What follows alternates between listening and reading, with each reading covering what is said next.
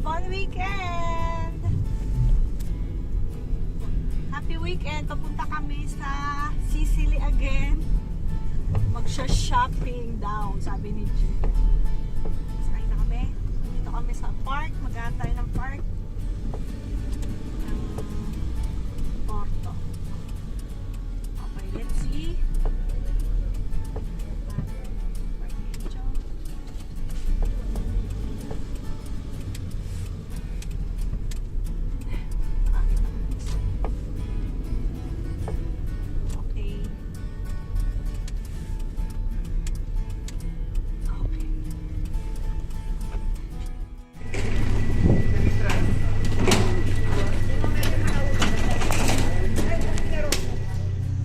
The Madonnina del Porto, location entrance to the port of Messina on the extreme arm of the Sicily, dating 1934.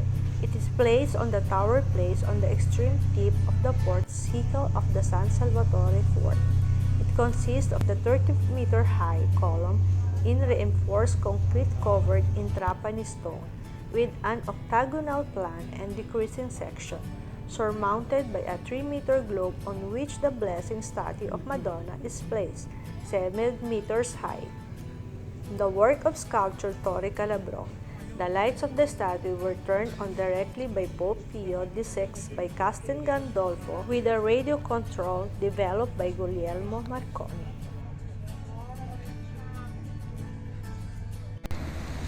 Okay, touchdown! Andito po kami sa Messina. Touchdown! Nag-weekend kami rito ni G. Lakad-lakad. Hanapin ngayon namin ang cathedral ng Messina. Kumahanap namin. Tapos punta kami sa McDo. Tapos mag-HM daw. Wala kasing HM sa Pilipinas. Sa Pilipinas. sa Reggio walang HM. Sa Messina meron. Okay. Ito. Diyan kami dadaan. Doon sa kabila. Pakorsong ganun.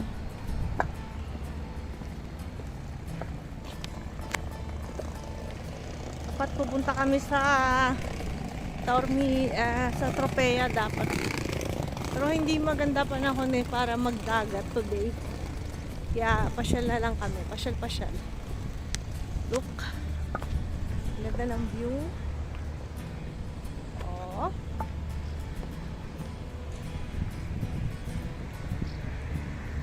Yun. Galing kami doon. Katedrale lang doon. Lalakad-lakad kami. Ito naman, siguro antique na to. Oh. Siguro ito yung ano kaya yun dyan? Tignan natin. Agencia Dogane Monopoly. Ito, antique na yan, oh. Ayun ang Domo, G. Doon yata, oh. Akit tayo doon. Ayun, G yan. Di ba yun? Ayun, di ba? Di. Ayun sa DC. Punta tayo sa Abante. Oo.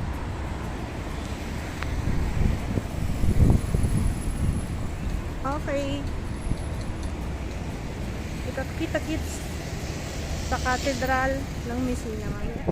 The Cathedral of Messina is dedicated to the Madonna of the Letter, the patron saint of Messina. The Madonna of the Letter refers to a story that Saint Paul visited Messina in 42 AD to spread the word of Christianity. The people of the town were impressed and sent their ambassadors to Jerusalem to pay tribute to the Virgin Mary. In return, the Madonna gave them a letter promising eternal protection for the town, hence Madonna of the Letter. There has been a cathedral in this location since Byzantine times, and although it has been repaired and rebuilt several times over the centuries, typically following one of many earthquakes that hit this region. the current cathedral is intended to be similar to the version built here in the Norman style in 1197. The original cathedral was destroyed by a fire in 1254, and the first replacement took more than 200 years to complete. This version of Messina Cathedral was much more decorative than the original, with a marble facade, mosaics, and painting ceilings among the embellishments. During the Baroque period, the cathedral was further decorated with cherubs, cornices, garlands, and several new altars, and the original Norman appearance was lost. Among the highlights in the cathedral are the large paintings in the domes of Jesus and other biblical characters, the statues in the line along both sides of the nave, the mosaic flooring, and the beautiful painting of wooden ceiling. In the treasury of the cathedral, you can see hundreds of items in gold and silver from the entire period of the history of the cathedral.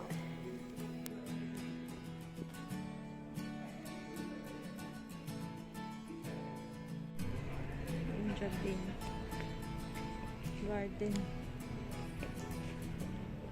Pupunta tayo doon.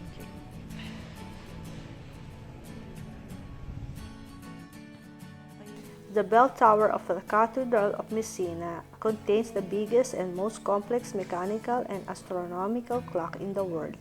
Designed by the firm Ungerer of Strasbourg, it was inaugurated in 1933 and is the city's main attraction even today.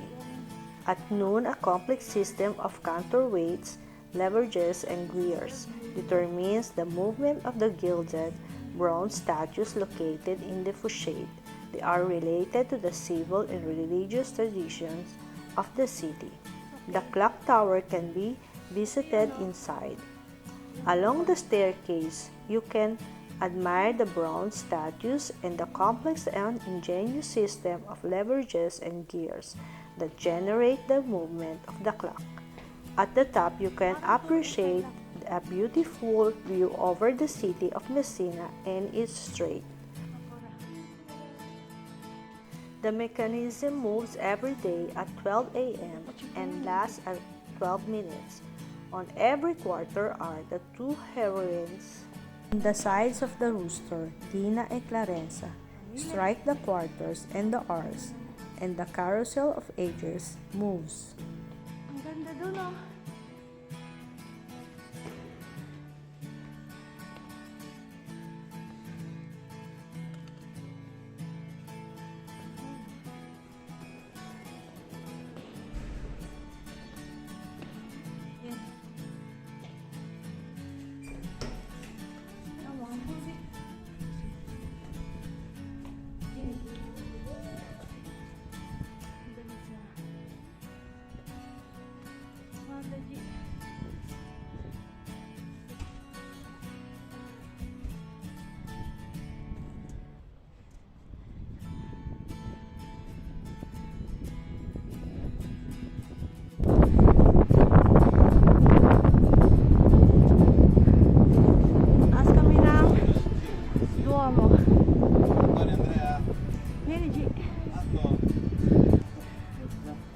That is Radio Calabria.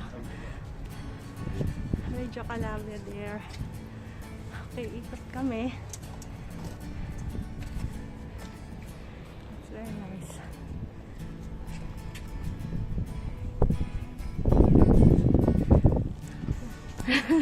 Si Julia na yun na natakot. Oh. Okay, baba na kami.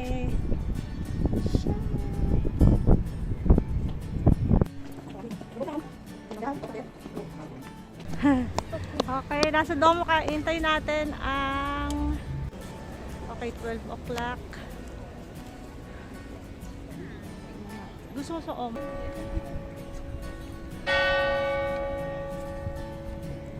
Ayan, o.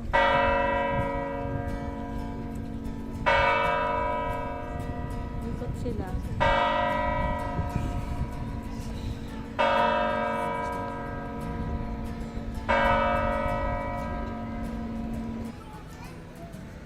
Hai visto cosa Lione che si muove, Gillian? Mga bilyone.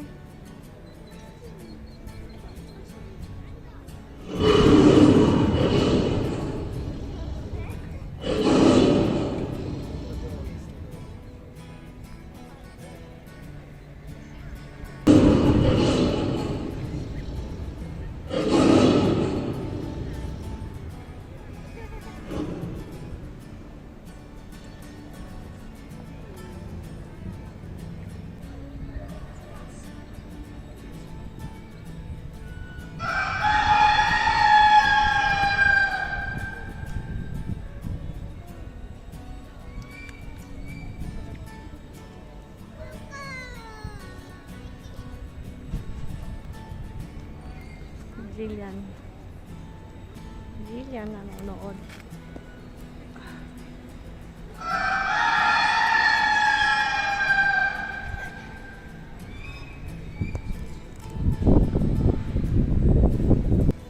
Teatro. Finita. Cloud. Cloud na. Okay, pupunta na kami sa McDonald's. Abe, ako na mag-google. Okay, see you later sa McDonald's. Ciao. Ciao, Papa! McDonald's! Ganyan, ganyan.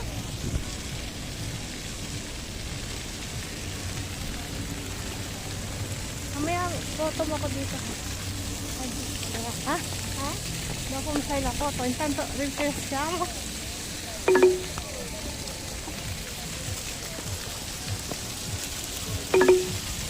Kami Vagabonderi. Saan to? Punta tayo ng CR.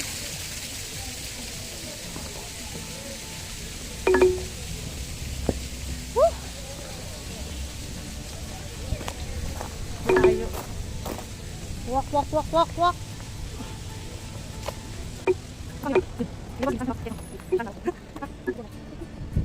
Ecco la qua, abbiamo trovato.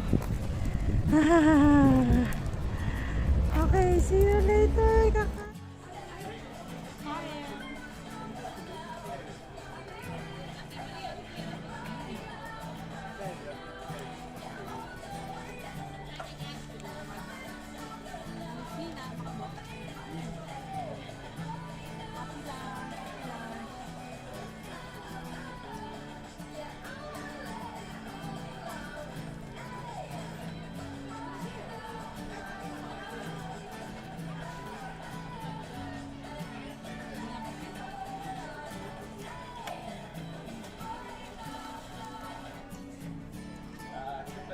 Dahil pagkain ni Joe.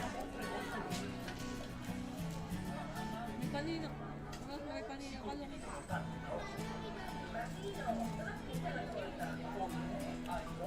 Punta kami sa H&M mama.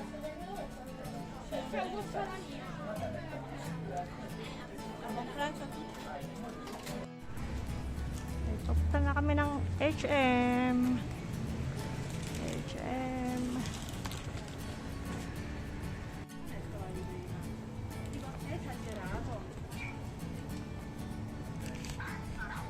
Esagerato.